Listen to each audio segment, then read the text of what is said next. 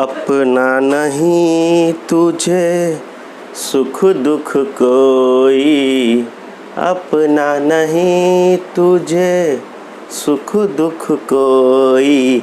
मैं मुस्काया तू मुस्काई, मैं रोया तू रोई, कि मेरे हंसने पे अपनी निंदिया भी तूने वारी है। ओ माँ, ओ माँ, ओ माँ, मेरी माँ। वेलकम फ्रेंड्स, मैं इंजीनियर विजय कुमार एक बार फिर आप लोग का अपने impulse physics classes YouTube channel पर जोरदार स्वागत करता हूं और आशा करता हूं कि दोस्तों आप लोग बड़े अच्छे से अपने आप को प्रिपेयर कर रहे होंगे। इस लॉकडाउन में भी अपने आप को सही तरीके से मेंटेन कर रहे होंगे। ठीक है दोस्तों, तो कहना यही है कि मैंने अभी तक कैपेसिटेंस के 2 पार्ट अपलोड किए हैं। ठीक है, जिसमें मैंने आपको सबसे पहले बताया था, हालांकि आपको कहे थे 3 पार्ट हो गया। पोलराइजेशन वाला टर्म जो पढ़ाया था, ध्रुवन और प्रावैद्युत, वो भी इसी का पार्ट आएगा। तो 3 वीडियो हो चुके हैं। आज फिर से मैं 2 वीडियो अपलोड करने वाला हूँ, जिसमें ये पहला वीडियो जो आपको दिख रहा है, तो आज हम लोग पढ़ेंगे कि वो जो कैपेसिटर था, कैपेसिटर पर डाइलेक्ट्रिक मीडियम का क्या इफ़ेक्ट पड़ेगा, प्रभाव क्या पड़ेगा। मैंने आपको पहले कैपेसिटी निकाल के बताई थी, जब उसके बीच में माध्यम के रूप में क्या था दोस्तों, माध्यम के रूप में उसके बीच में था निर्वात या वायु। ठीक है, लेकिन अब क्या होगा कि जब एक प्रावैद्युत जिसका कांस्टेंट गिवन होगा, के मान कुछ गिवन होगा, अगर उसको रखेंगे तो कैपेसिटी पे क्या फ़र्क पड़ेगा, कैपेसिटी बढ़ेगी घटेगी, इलेक्ट्रिक फील्ड क्या होगा, वोल्टेज का क्या होगा। ठीक है, तो दोस्तों इस वीडियो में हम लोग देखने वाले हैं कि कैपेसिटेंस पर डाइलेक्ट्रिक का क्या इफ़ेक्ट पड़ता है। ठीक है, effect of dielectric on capacitance. ठीक है, तो ये वीडियो आपका इसी से संबंधित है। आइए देखते हैं वीडियो को दोस्तों।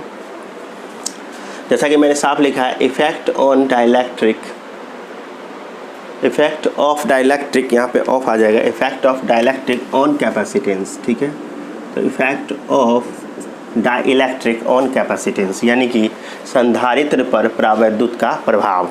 ठीक है दोस्तों, तो देखिए मैंने आपको बताया था कि जब, ठीक है, चलिए मैं एक और फिगर बना ही देता हूँ। जो आप जानते हैं दोस्तों कि अगर कुछ नहीं होता, 2 संधारित्र के 2 चालकों के बीच अगर कुछ नहीं होता तो उस समय निर्वात या वायु माना जाता था। ठीक है, यानी कि मैं एक और फिगर बना के दिखा रहा हूँ आपको कि ये वो फिगर है जिसमें आपने यहाँ कुछ नहीं रखा, और कुछ नहीं रखने का मतलब हम बताए थे आपको, एयर होता है या वैक्यूम होता है। ठीक है दोस्तों, एयर या वैक्यूम। तो उस समय में इलेक्ट्रिक फील्ड हम लोग ला चुके हैं, या उस समय में कितना आपका कैपेसिटी होता था वो ला चुके हैं। ठीक है, तो अगर मैं बात करूँ तो ये है आपका केस आज वाला जो हम समझना चाहेंगे, और ये कल हम सीख चुके थे लास्ट वीडियो में कि जब, तो अगर दोस्तों बात करें वैक्यूम की, तो बताया था आप लोग कितना वैल्यू आया था, एप्सिलॉन नॉट A/d। लेकिन क्या होगा, तो ये देखिए दोस्तों समझते हैं, अगर हम कॉन्सेप्ट को सीख गए तो फिर हमारे लिए कुछ नहीं है। और ये क्वेश्चन आपसे पूछे जाते हैं, आपके कंपटीशन पर्पस में पूछे जाते हैं, बोर्ड में पूछे जाते हैं। तो देखिए ये आपका क्या है, अगर ये क्या है, पहला केस में मैं क्या माना, मैंने आपको पढ़ा रखा था कि जब +Q -Q और एक बैटरी वोल्टेज भी होता है तो उस समय एयर के लिए या वैक्यूम के लिए कैपेसिटी कितनी होती है, epsilon not A/d, epsilon not A/d। लेकिन अब क्या किया है दोस्तों, हम लोगों ने एक मीडियम डाल दिया, एक डाइलेक्ट्रिक मीडियम डाला है। हमने आपको डाइलेक्ट्रिक पढ़ाया था, मैंने आपको बताया था कि प्रावैद्युत वह पदार्थ होता है जो बिना विद्युत क्षेत्र के कोई चालन नहीं करता, लेकिन जब बाह्य विद्युत क्षेत्र में रख देते तो वो चालन करना शुरू कर देता है। और एक और घटना आपको बताई थी उसमें, ध्रुवन, पोलराइजेशन। ठीक है, तो जैसे ही आप दोस्तों ये जो चालक है, 2 चालक है कैपेसिटर के, इसके बीच में ये देखिए, ये एक मीडियम, कितना कांस्टेंट है उसका, तो मीडियम का कांस्टेंट आपको गिवन होगा, के है।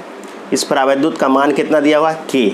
इसको जब जैसे ही डालेंगे, ठीक है, तो आप जानते हैं कि जैसे ही प्लस चार्ज माइनस चार्ज है तो एक वोल्टेज है, तो एक इलेक्ट्रिक फील्ड भी हो जाता था, एक इलेक्ट्रिक फील्ड भी हो जाता था। तो यहाँ पर पहले केस में इलेक्ट्रिक फील्ड है। लेकिन अब देखिए दोस्तों, जब हम रख दिए इस मीडियम में एक डाइलेक्ट्रिक कांस्टेंट के को, तो आप देख सकते हैं कि के का मान जब रखें इसमें, तो यहाँ पे क्या होगा, एक तो डाइलेक्ट्रिक है, इससे बताए थे आपको, ये ध्रुवीय अध्रुवीय कोई भी हो सकता है। तो बिना विद्युत क्षेत्र के तो क्या होता था, ध्रुवण नहीं होता था। लेकिन देखिए जैसे ही रखेंगे एक डाइलेक्ट्रिक को, तो डाइलेक्ट्रिक में इलेक्ट्रिक फील्ड की दिशा आपको बताए थे कल कि आपका वोल्टेज इधर कम होता है, उधर जाके आपका फील्ड का दिशा होता है। तो इलेक्ट्रिक फील्ड की दिशा किधर होगी, प्लस प्लेट से माइनस प्लेट की ओर, ठीक है। और यहाँ पर हम एक और चीज़ देखना चाहेंगे कि जैसे ही इलेक्ट्रिक फील्ड आया तो आप जानते हैं इलेक्ट्रिक फील्ड जिस दिशा में होता है प्लस चार्ज को अपने उस तरफ ले जाता है, माइनस चार्ज को विपरीत दिशा में रख देता है, जिस कारण से इस पर आवेदूत का प्लस चार्ज, जिसको हम सिग्मा पी दिखाएं, यहाँ पर देखेंगे आप दोस्तों, ये जो एक लेयर जा रहा है जो चालक के अलावा है वो द्विध्रुव पर प्रावैद्युत पर, वो क्या है, सिग्मा पी प्लस में और सिग्मा पी माइनस में। आप जानते हैं इलेक्ट्रिक फील्ड सभी प्लस चार्ज को अपनी और सभी माइनस चार्ज को अपने विपरीत ओर कर देता है। तो यहाँ पर देखिए सभी प्लस इधर जमा हो गया और सभी माइनस इधर जमा हो गया। मैंने जस्ट इसको बताया कि आपको ये नेचुरल केस है, जब इतना आया था। आज देखते हैं कि के मान का रख दिए तो अब क्या फ़र्क पड़ेगा। बिल्कुल फ़र्क पड़ेगा दोस्तों, इलेक्ट्रिक फील्ड पे फ़र्क पड़ेगा, वोल्टेज पे फ़र्क पड़ेगा, कैपेसिटी पे फ़र्क पड़ेगा। तो मैं अभी बता देता हूँ, इलेक्ट्रिक फील्ड और वोल्टेज 1/k टाइम्स आपका डिक्रीज कर जाएगा, जबकि इलेक्ट्रिक फील्ड और वोल्टेज के अलावा कैपेसिटी इसकी k टाइम्स बढ़ जाएगी। तो वही देखना है कि क्या फ़र्क पड़ता है, इसलिए मैंने बोला कि संधारित्र पर प्रावैद्युत का प्रभाव। अब आइए दोस्तों, आप देख रहे हो कि इसका नेचुरल प्योर जब चालक है तो उस समय सरफेस चार्ज डेंसिटी कितना था, सिग्मा, लेकिन ध्रुवण के कारण माइनस सिग्मा आ गया। तो प्लस चार्ज के बगल में अगर माइनस चार्ज जमा हो जाए तो प्लस चार्ज के मैग्नीट्यूड को थोड़ा कम कर देगा, घटा देगा। यहाँ पर भी देखिए माइनस वाले के साथ कुछ प्लस आ गया तो ये क्या करेगा, बढ़ा देगा। तो ओवरऑल क्या होती है वही हम लोग देखना चाहते हैं, ठीक है। तो आते हैं इस बात को, मैंने जो भी फिगर में बनाया है उसको मैं थोड़ा सा लैंग्वेज लिखा देता हूँ। यहाँ पर देखें दोस्तों कि जब एक प्रावैद्युत माध्यम, जिसको डाइलेक्ट्रिक मीडियम भी हम लोग बोलते थे, याद करिए आप लोग, डाइलेक्ट्रिक मीडियम,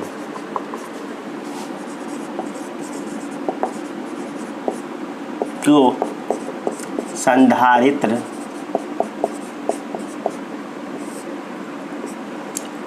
के दोनों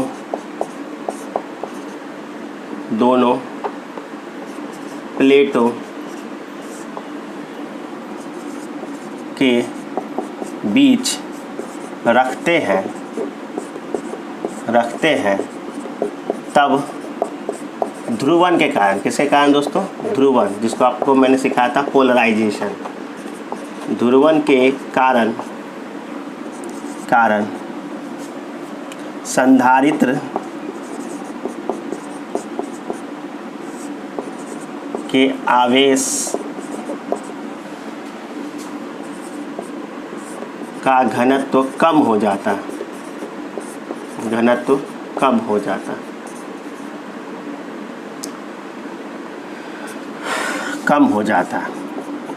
और जब आवेश का घनत्व कम होगा तो अब हम देखना चाहेंगे क्या क्या इसके कारण चेंज होगा। क्यों आवेश का घनत्व कम हमने बोला, तो देखिए दोस्तों, मैंने यहाँ पर केस फर्स्ट दिखाया, केस सेकंड करके दिखाया। ये आपको मैं ऑलरेडी बता चुका हूँ कि जब आप वायु या निर्वात, यानी कि कहिए कुछ नहीं होता है तो कैपेसिटी होती है C0/ε0A/d, लेकिन अब जब हम k कांस्टेंट रख दिए तो कितनी होगी वही देखना चाहते हैं। तो चलिए मैं मान लेता हूँ, यहाँ पर पहले मैं दिखा देता हूँ कि कंपेयर करने में ठीक रहे। तो केस फर्स्ट, जब वायु या निर्वात हो,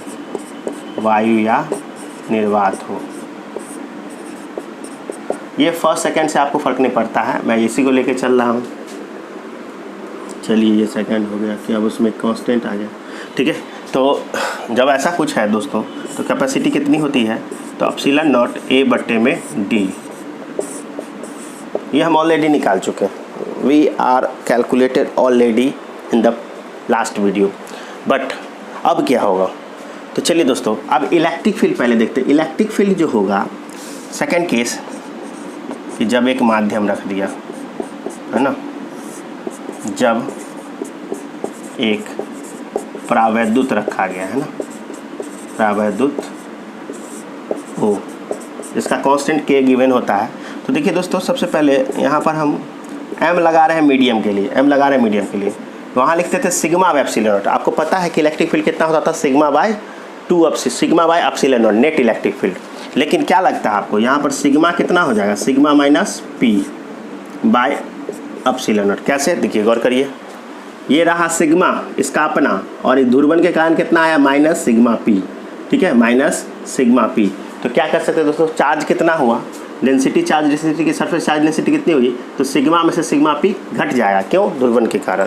तो यहाँ पर देखिए, अब यहाँ से ये हम समझ में आया, लेकिन बट ऐसा देखा गया है कि सिग्मा माइनस सिग्मा पी जो है प्रोपोर्शनल होता है दोस्तों सिग्मा बाय के, जहाँ के क्या है, तो के वही कांस्टेंट है जिसका आप प्रावैद्युत उसके अंदर रखते हैं, और इसका मान आपको गिवन होता है। ठीक है, तो यहाँ पर गौर करें कि ये जो सिग्मा है, सिग्मा माइनस सिग्मा पी किसके बराबर होगा, किसके समानुपाती वैरी करता है, सिग्मा बाई के, यानी कि आप इस वैल्यू को इसके बराबर रख सकते हैं। तो यहाँ से दोस्तों ई एम बराबर हमारे पास आएगा सिग्मा बाई के इंटू एप्सिलॉन नॉट। ठीक है, तो यहाँ तक हमारे पास ये चीज़ आ गया। अब इसके आगे हम लोग वोल्टेज कैलकुलेट करेंगे, और वोल्टेज कैलकुलेट करके उसके बाद कैपेसिटी निकालेंगे। ठीक है, तो आइए ज़रा सा आप क्या करें, इसका एक छोटा सा स्क्रीनशॉट ले लें। हालांकि मैं ऑलरेडी PDF प्रोवाइडेड कर चुका हूँ, फिर भी आप ले लें तो फिर मैं देखता हूँ कि इसको कैसे आगे बढ़ाएं।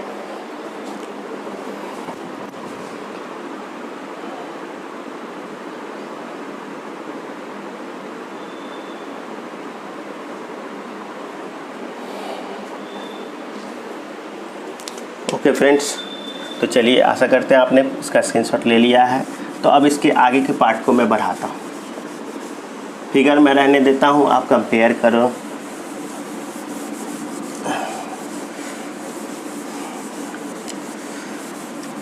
ये जो दुनिया है ये वन है कांटों का, तू फुलवारी है ओ माँ, ओ माँ। ओके, तो देखिए फ्रेंड्स, लास्ट में जो मेरा इलेक्ट्रिक फील्ड आया था वो कितना आया था, तो हमें याद है। अब हम आते हैं इलेक्ट्रिक फील्ड अगर इतना आया तो वोल्टेज कितना होगा। तो हम लोगों ने फार्मूला पढ़ा था कि E बराबर V बाई डी। ठीक है, ई एम बराबर V M by D.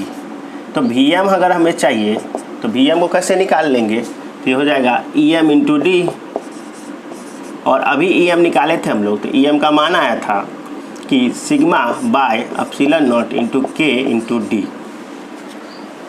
Okay दोस्तों, वी एम आ गया। अब हमको कैपेसिटी कब चाहिए, जब एक माध्यम रख चुके हैं। एम यहाँ पर मीडियम को बता रहा है।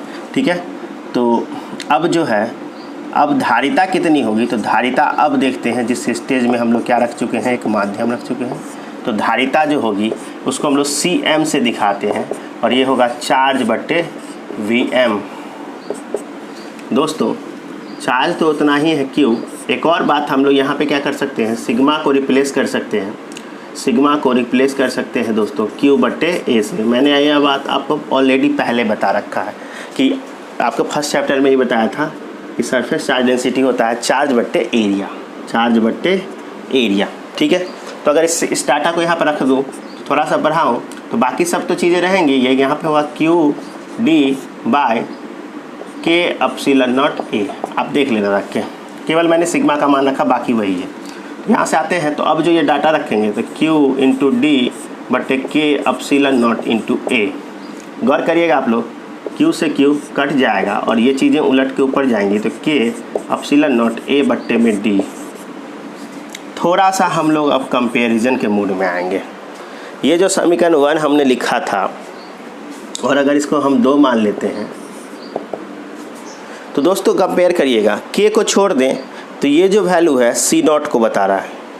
गौर करिएगा, ये है तो सी नॉट, यानी कि आप देख लो, तो इस डाटा को हम लोग कह सकते हैं epsilon not a by D, और ये कितने के बराबर है इधर से, तो सी नॉट, यानी कि बिना माध्यम में सी नॉट, यानी कि सी एम। तो एक चीज़ यहाँ से एक फार्मूला हमें आया, आप गौर करिएगा कि जब अगर कुछ नहीं रखा गया है, निर्वात है, वायु है, तब होता है सी नॉट, और जैसे ही एक कांस्टेंट के का रख देते हैं तो के से यहाँ पे गुना हो रहा है दोस्तों। क्या हो रहा है, के से गुना हो रहा है, किस में, निर्वात वाले में। तो यानी कि अगर निर्वात के रिस्पेक्ट में अगर कोई प्रावैद्युत रख दे तो के गुना हो जाने का मतलब होगा उससे बढ़ जाना, उतना गुना बढ़ जाना। लेकिन एक चीज़ और कर सकते हैं, इलेक्ट्रिक फील्ड घट गई थी, मैं अभी आपको प्रूफ करके दिखाता हूँ। तो यहाँ से एक चीज़ और कर सकते हैं कि CM/C0 = K, यानी कि माध्यम और निर्वात के धारिता का जो अनुपात होता है वो परावैद्युतांक के बराबर होता है, परावैद्युतांक के बराबर होता है। यानी कि दोस्तों हम लोग कह सकते हैं, इधर से कह सकते हैं क्या कि माध्यम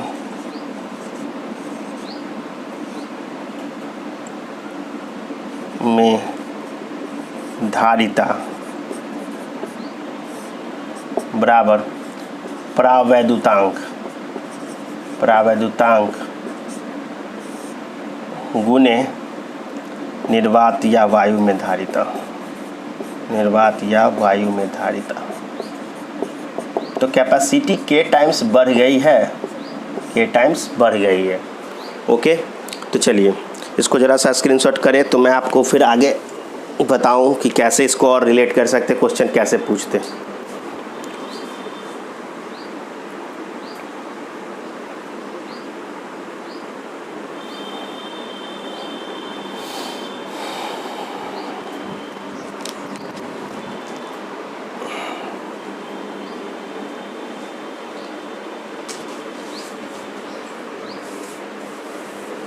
ओके फ्रेंड्स, तो आप लोगों ने देखा कि कोई ख़ास अंतर नहीं है, बस जिस माध्यम का जो परावैद्युतांक रखा गया था उतना उसमें मल्टीप्लाई हो, कैपेसिटी उतने टाइम्स इंक्रीज कर गई, क्या हो गई, बढ़ गई, इंक्रीज कर गई। तो अब जो है इस पर से आपको ऑब्जेक्टिव कैसे पूछता है, यानी कि प्रभाव जो इफेक्ट ऑफ डाइलेक्ट्रिक हुआ उसको कैसे घुमा के पूछेगा वो आप देख लें। तीनों चीज़ें आपको कैपेसिटी ही नहीं पूछे जाएगी, आपको पूछ सकता है कि ये बता दो कि इलेक्ट्रिक फील्ड क्या होगा, फिर आपसे पूछ लेगा ये बताओ वोल्टेज का क्या होगा जबकि एक कांस्टेंट रख दें। यहाँ पर गौर करिएगा, मैं लिखता हूँ, नोट करके मैं लिख देता हूँ, जब के मान का परावैद्युत रखा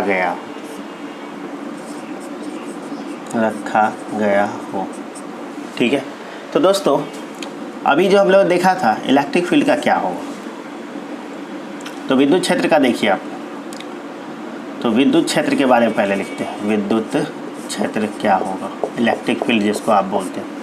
तो विद्युत क्षेत्र में हमने देखा था कि EM जो था वो उसमें आया था σ/ε0 × K, यानी कि दोस्तों 1/K आ गया था। यानी कि बात करें माध्यम में तो इलेक्ट्रिक फील्ड 1/K टाइम्स हो जाती है। कितनी गुनी हो जाती है, 1/K टाइम्स। यानी कि अगर हम लोग उसको बोल दें निर्वात में E0 तो उसका कितना भाग हो गया, 1/K टाइम्स। तो इलेक्ट्रिक फील्ड डिक्रीज कर जाती है, घटती है, डिक्रीजेज बाय 1/K टाइम्स। ठीक है दोस्तों,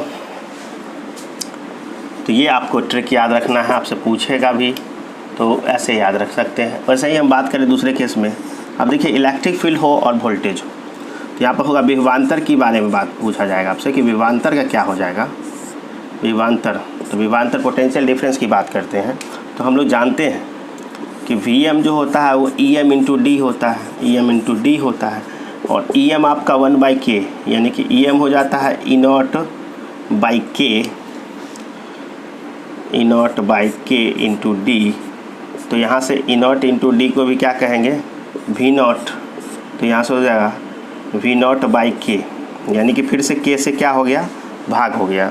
तो दोस्तों यहाँ पर हम लोग क्या कर सकते हैं कि पोटेंशियल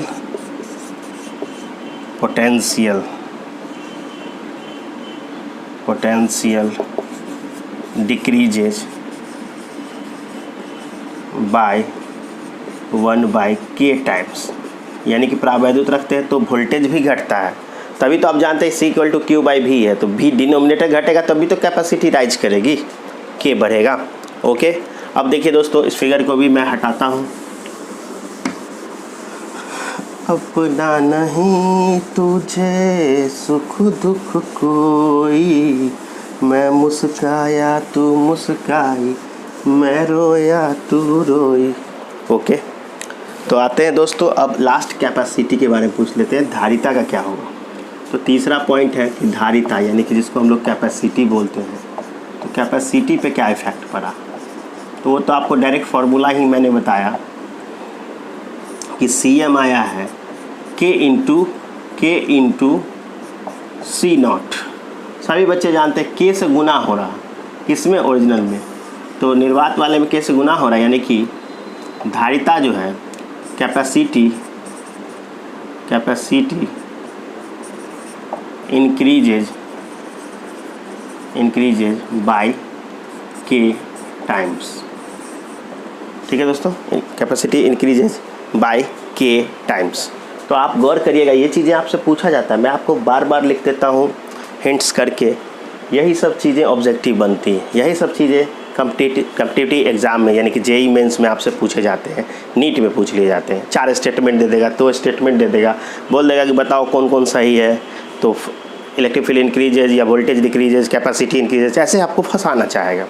लेकिन अगर आप मेरे ट्रिक को याद रखेंगे, आप मेरे कंसेप्ट को याद रखेंगे, तो फिर आपको कोई नहीं फंसा सकता। ठीक है, तो चलिए इसका भी स्क्रीनशॉट ले लें, तो देखते हैं कि नेक्स्ट एक और वीडियो क्या कर सकते हैं हम।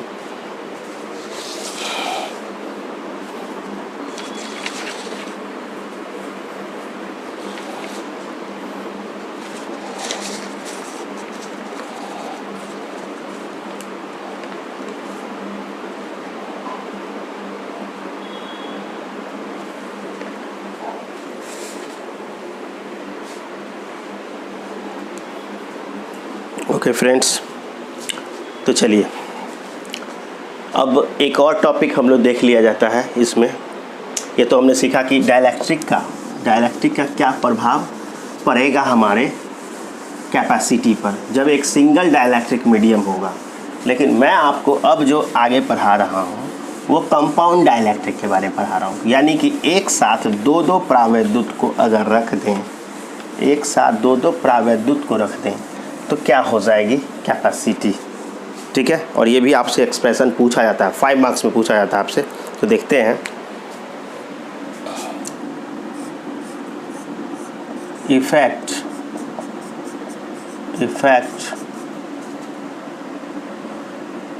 Of compound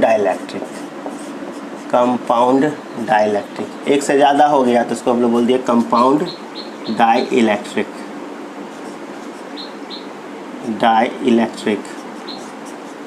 on capacitance, on effect of, बार मैं ऑफ को ऑन लिख देता हूँ, चलिए कोई बात नहीं है। Effect of compound electric on capacitance, ये पार्ट आप सुन के याद रखें, वहाँ पे ऑन कैपेसिटेंस लिखा हो। और उसको हम हिंदी में लिख सकते हैं कि संधारित्र पर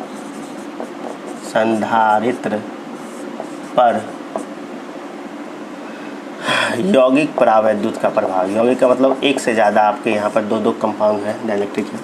यौगिक परावैद्युत का प्रभाव क्या होगा दोस्तों। ये भी टर्म्स आपसे 5 मार्क्स में बोर्ड एग्ज़ाम में पूछे जाते हैं, या आपको फार्मूला पर JEE मेंस या नीट में आपके क्वेश्चन डाल दिए जाते हैं K1 K2 कांस्टेंट करके। तो देखिए क्या होगा इसमें, मैं आपको समझाता हूँ। तो पहले मैं एक कैपेसिटर बनाता हूँ, ठीक है, फिर मैं देखूँगा कैसे दो डाइलेक्ट्रिक रख देंगे। ये रहा मेरा कैपेसिटर, जैसा कि सब कुछ होता था, चार्ज होता था, एरिया होता था, वोल्टेज होता था, वो सब वैसे ही हैं। यानी कि मानिए ये V1 है, ये V2 है, टोटल डिस्टेंस आपको पढ़ा रखे थे कि क्या होता है, D होता है। इस पे चार्ज कितना होता है, तो प्लस चार्ज होता है, और इस पे चार्ज क्या होता है दोस्तों, तो माइनस चार्ज होता है। चलिए ऑल दैट हो गया। इस पे प्लस Q होता है, तो इस पे माइनस Q होता है। इसी को प्लस सिग्मा कहते हैं, तो इसी को माइनस सिग्मा कहते हैं। अब हमको देखना है कि क्या होगा जब इसमें हम दो डाइलेक्ट्रिक रखते हैं। दो डाइलेक्ट्रिक इन द सेंस कि हम लोग क्या चाहते हैं कि इसमें दो अलग अलग पदार्थ के माध्यम के पदार्थ को रखें। एक ही पदार्थ को रखेंगे तो वो तो मैंने आपको पीछे बताया। अब 2 डिफरेंट वाला हम पार्ट करने जा रहे हैं जिसमें 2 अलग अलग के कांस्टेंट होंगे। ओके, तो चलिए दोस्तों, ये रहा, मैं यहाँ से मिडवे कर देता हूँ। तो इधर जो है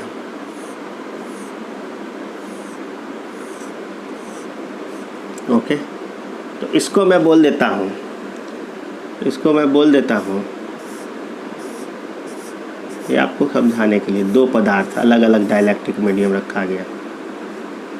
तो दोस्तों इसका जो कांस्टेंट है वो K1 है और इसका कांस्टेंट K1 है और एक और पार्ट इधर बच रहा है। तो मैं इसको थोड़ा डिफरेंट दिखाता हूँ जो आपको समझ में आए।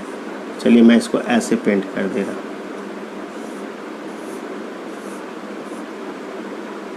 और इसलिए मैं इसको ऐसे भी कर सकता हूँ कि मैच ना करे, दोनों डिफरेंट दिखाई दे। तो इधर वाला पार्ट है अलग है और इधर वाला पार्ट अलग है। इसका नाम मान लेते हैं K2, यानी कि 2 डिफरेंट पदार्थ रखे हैं।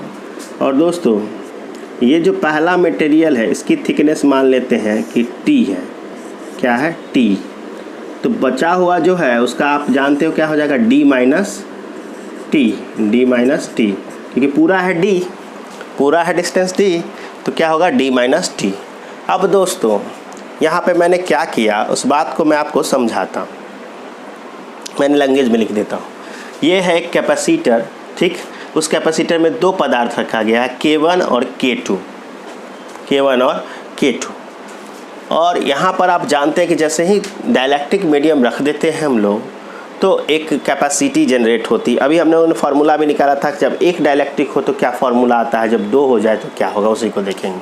तो फिलहाल पहले मैं लिख देता हूँ कि माना कि K1 और K2 परावैद्युतांक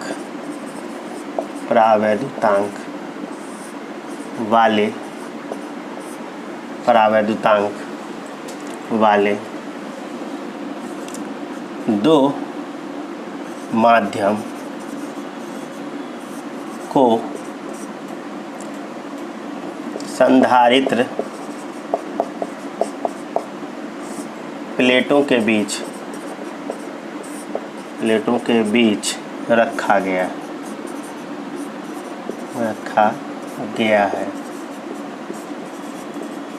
है, ठीक है।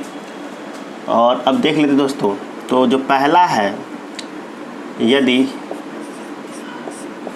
K1 माध्यम की चौड़ाई कितनी है दोस्तों? तो T है, तब K2 माध्यम की चौड़ाई क्या होगी? तो D माइनस टी। घटा देंगे तो K2 माध्यम कितनी हो जाएगी? D minus T.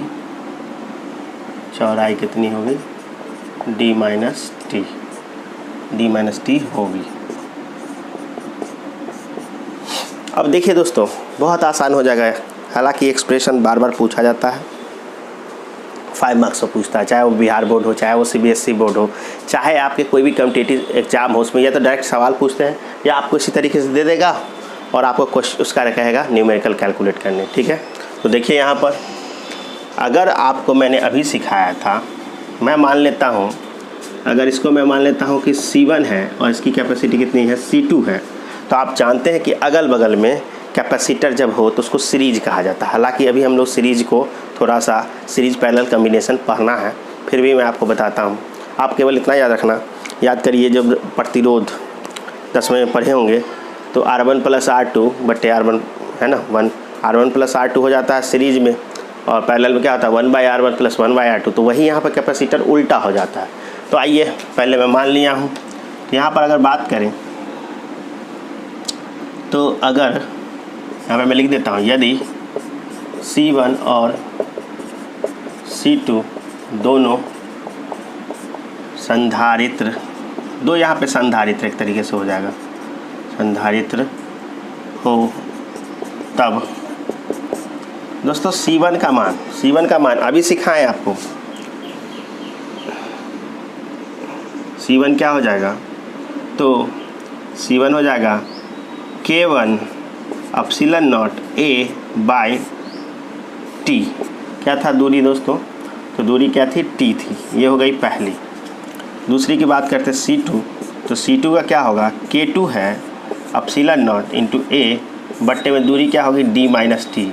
ये कहाँ से फार्मूला ला रहे हैं हम लोग? तो हम लोग शुरू से ही पढ़े हैं कि C जो होती है epsilon naught A by D। लेकिन अभी हम लोग पढ़े थे कि K हो जाता है। किससे? जब माध्यम रखते हैं तो क्या होता है? K से गुना हो जाता है। तो इसी कारण से हम यहाँ पर ऐसा लिख सकते हैं। अब दोस्तों बैक टू बैक है, इसलिए हम इसको कह सकते हैं कि C1 and C2 are in series. यहाँ पर C1 C2 सीरीज में है और सीरीज में किस प्रकार से जोड़ सकते हैं? तो देखिए किस प्रकार से इसको जोड़ सकते हैं। तो मैं आपको इसी पे सॉल्व करके बताता हूँ। एक सेकंड स्क्रीनशॉट आप ले लें।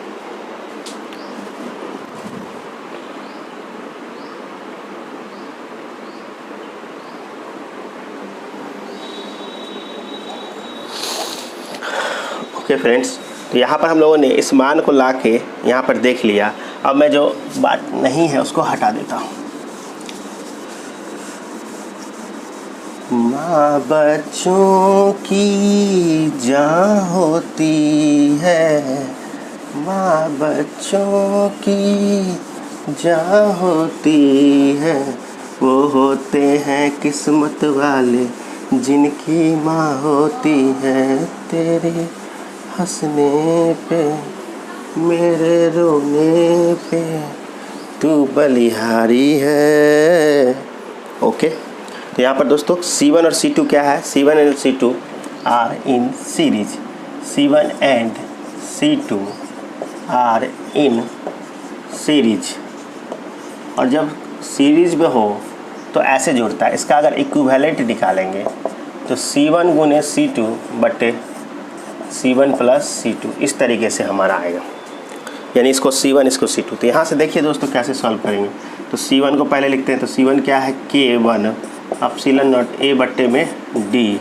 गौर से देखिएगा तभी आएगा समझ में।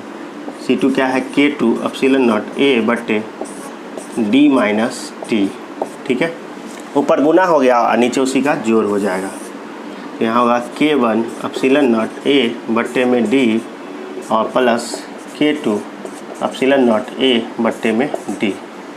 चलिए D माइनस T, यहाँ से इतना आ गया। अब इसको हमको सॉल्व करना है तो थोड़ा सा इसको हटा देते हैं। गौर करें दोस्तों कैसे सॉल्व होगा। तो देखिए इस एक्सप्रेशन को थोड़ा इधर शिफ्ट कर लेते हैं। नीचे इस दोनों का गुना होगा, ऊपर ये हो जाएगा। तो नीचे क्या होगा? ऊपर क्या होगा? K1 K2 epsilon not square A square बट्टे में नीचे होगा D into D minus T। ठीक है दोस्तों, जबकि नीचे क्या होगा? इस दोनों का LCM होगा तो D माइनस D गुने D माइनस T। ठीक है, और आइए दोस्तों जब आप इससे भाग करेंगे तो क्या आएगा ऊपर में? तो ऊपर में आएगा D minus T into K1 epsilon naught A plus यहाँ से क्या आएगा? इससे जब भाग करेंगे तो इधर आएगा D K2 epsilon not into A। अब यहाँ से आप देखें ये डिनोमिनेटर और ये कैंसिल आउट हो जाएगा। ठीक है, और ऊपर क्या है? K1 K2 अलग अलग भी लिख सकते हैं आप, epsilon not square A square. नीचे देखिए दोस्तों इसमें भी है एप्सिलॉन नॉट A और इसमें भी है एप्सिलॉन नॉट A। तो एप्सिलॉन नॉट A को हम लोग कॉमन कर लेते हैं तो क्या बचेगा हमारे पास? तो हमारे पास बचेगा K1 D माइनस T। ये खाली A बाहर हो गया, क्या बचेगा? K1 D minus T plus यहाँ पर भी एप्सिलॉन बाहर है तो D इंटू K2। ठीक है, अब देखिए दोस्तों इस एक एप्सिलॉन नॉट से एक एप्सिलॉन नॉट गायब हो जाएगा, एक A से एक A गायब हो जाएगा। तो अब जो हमारे पास डाटा आएगा ज़रा सा उसको गौर करें। तो देखिए यहाँ से जो C इक्विवेलेंट आ रहा है तो इधर से जो आएगा दोस्तों K1 K2 epsilon naught A। नीचे आइए, नीचे देखते हैं। नीचे देखिए, नीचे है K1 D minus T plus K2 into D। अब इसमें आप क्या कर सकते हैं? दोनों में D है तो अलग अलग भी कर सकते हैं। यहाँ देखिए K1 K2 epsilon not a, यहाँ पर देखिए दोस्तों, तो K1D माइनस K1T अलग अलग गुना कर दिए दोनों का, K1D और माइनस K2। यहाँ पे क्या होगा K2 इंटू डी। अब यहाँ से क्या होगा, ऊपर तो K1 K2 into epsilon not a है, नीचे क्या होगा दोस्तों, इसमें भी डी है, इसमें भी डी है, ये माइनस वाला टर्म है तो ये K1 है। और यहाँ से हम लोग क्या करेंगे, तो देखिए क्या कर सकते हैं, इस माइनस वाले को उधर करते हैं और इसमें डी कॉमन करेंगे। डी कॉमन करिएगा आप, यहाँ पर क्या होगा K1 और ये भी प्लस में है तो K2, इस दोनों में से हमने क्या खींच लिया D, जबकि माइनस में क्या रह गया हमारा K1 इंटू टी। तो चलिए हमारा जो कैपेसिटी आया जब आप दो डाइलेक्ट्रिक मीडियम यूज कर लेते हैं तो कितना आया दोस्तों, तो दो यूज के देखिए, दोनों से यहाँ पर भी गुना हुआ है, यहाँ पे गुना होने के बाद तो कैपेसिटी और ज़्यादा राइज करेगी। आप एक डाइलेक्ट्रिक रखोगे तो उतना, और दो रखोगे तो और ज़्यादा राइज करेगी। तो यहाँ पर दोस्तों अब इस एक्सप्रेशन को थोड़ा सा देखिए, कुछ नहीं है, मैंने आपको बताया, आप इसको ऐसे भी समझ सकते हैं कि अगर दो कैपेसिटर हो तो 1/C1 और 1/C2, 10वां में आप लोग पढ़े थे उसी तरीके से। नेक्स्ट टॉपिक मेरा कम्बिनेशन ऑफ कैपेसिटर ही आने वाला है, इसलिए मैंने आपको चलिए पहले बता दिया। तो जब इसको उलट देंगे, आप जानते हैं नीचे होगा C1 इंटू C2, ऊपर होगा C1 प्लस C2, और इसी को जब उलट देंगे तो यही चीज़ आएगा। तो आप घबराना नहीं है, 10वां में आपने 1/R1 और 1/R2 करके जोड़ा है, ठीक है। तो आते हैं और इस पर देखिए क्या है, कुछ नहीं, मैंने C1 C2 का गुना में मान रख दिया, एक बार जोड़ में रख दिया, एलसीएम नीचे किया, ये वाला टर्म और ये वाला टर्म कट गया, फिर आपको ये बचा, कॉमन करके काट दिया एप्सिलॉन नॉट ए, और फिर यहाँ पे डी को कॉमन करके यहाँ पे लिख दिए, ठीक है। तो आशा करते हैं दोस्तों ये वीडियो आपको मज़ा आ गया होगा, समझ में आया होगा, और खूब देखें, जम के देखें। ये कैपेसिटेंस वाला पार्ट है, ये फायर वीडियो है, अभी तक चौथा वीडियो है। अभी आपका कम्बिनेशन ऑफ कैपेसिटर लेके आएंगे, फिर आपका लेके आएंगे आगे वान डी ग्राफ जनरेटर, और इस तरीके से एनर्जी स्टोर, 2-3 टॉपिक और है। और फिर हम लोग जैसे एनसीईआरटी का करे थे फर्स्ट चैप्टर का पूरा क्वेश्चन न्यूमेरिकल, उसी तरीके से इसका भी हम लोग करेंगे, ठीक है। तो चलिए आशा करते हैं आपको ये मज़ा आया होगा, समझ के आया होगा, अच्छा लगा होगा।